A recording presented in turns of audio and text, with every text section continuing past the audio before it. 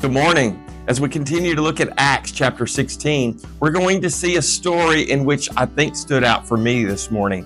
As you read this story, you're going to see that Paul and Silas go into a town and they find a slave girl who works for her owners, and she works for them by fortune telling, by telling different ways they're making money.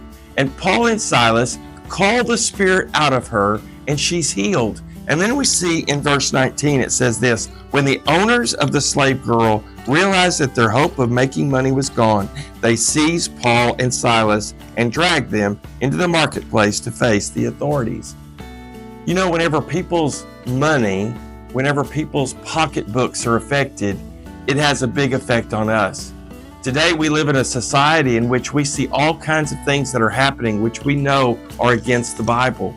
We know the push for gambling. We even know about abortion clinics. People are looking at those and seeing opportunities to make money. But we must still stand firm as Paul and Silas stood firm, and they were willing to take whatever punishment they were going to have. Today, pray for our government. Pray for the people around us, that we understand that the gospel is worth more than any amount of money, that we need to reach the ones that are lost. And yet we need to be careful not to sacrifice our beliefs for the economy. I look for you tomorrow, and we'll see you then.